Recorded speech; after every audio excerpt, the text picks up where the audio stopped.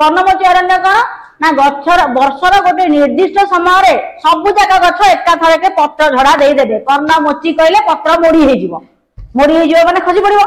गछर वर्षर गोटे निर्दिष्ट समय प्राय सबु जाक गछ पत्र झड़ा दे देबे। तेनु जंगल को देखि देबो बोले खाली थुंटा कौन हेतिबो खाली थुंटा। तेनु पर्णमोची अरण्य वर्षर निर्दिष्ट समय सब जाक पत्र गछर पत्र पत्र झड़ा दे देबे। जंगल को देखि देबो थुंटा। किंतु चिरहरित अरण्य रे तार उल्टा। चिरहरित अरण्य रे कोन हबो ना वर्षर सबु जाक समय गछर पत्र झड़ा दउथिले मध्य सबु जाक गछ एका धरके पत्र झड़ा देबे नाही। किछि गछ पत्र झड़ा देला आ किछि गछ सबको देखा जाथिबे बुझियोछि। तेनु परीक्षा रे तुमको पार्थक्य दर्शा पड़िबो पर्णमोची अरण्य आ चिरहरित अरण्य कोन लिखिबो। पर्णमोची अरण्य एक निर्दिष्ट समय तेणु चिरहरित अरण्य तेणु गछ जंगल थुंटा देखा जाए। किंतु चिरहरित अरण्य रे सबु जाक गछ एका थरके पत्र झड़ा दियंती नाही। तेणु चिर सबुज देखा जाऊ थाए।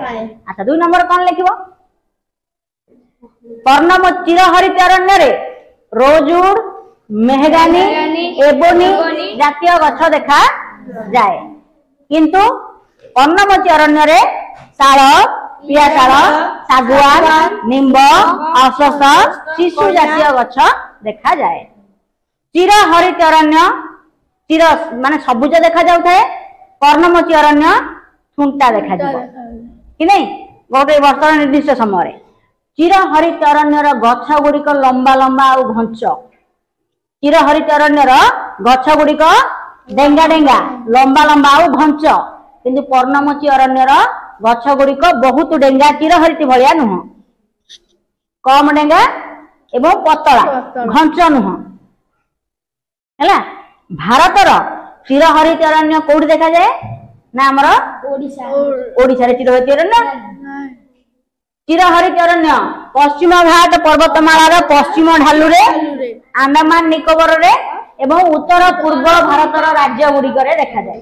किंतु पर्णमोची अरण्य ओडिशा बिहार मध्य प्रदेश छत्तीसगढ़ झारखंड उत्तर प्रदेश महाराष्ट्र सब प्राय बिहार प्राय भारत अधिकांश जगह देखा जाए हैला। बुझियो ना नहीं।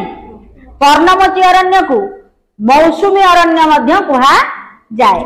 पर्णमोची अरण्य को कौ अरण्य कहा जाए मौसुमी अरण्य। परीक्षा रे पड़िबो केउ अरण्य रो अन्य नाम मौसुमी अरण्य पर्णमोची अरण्य। कहना मौसुमी वायु आसिले ही तार वर्षा जोगु से गछरे पत्र कळिबो। तेनु मौसुमी अरण्य रो अन्य नाम हैला पर्णमोची अरण्य। सेति में लिखा है ना क्रांतीय पर्णमोची अरण्य बा ता ना कोन लिखि परिया बा मौसुमी अरण्य बा मौसुमी अरण्य। बुझियला हैं पार्थक्य दर्शाओ पड़िबो परीक्षा रे।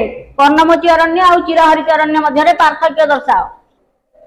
दीटा जाक क्रांति अंचल देखो दीटा जाक क्रांति अंचल रे चिरहरित अरण्य भी क्रांति पर्णमोची अरण्य भी क्रांति अंचल रे।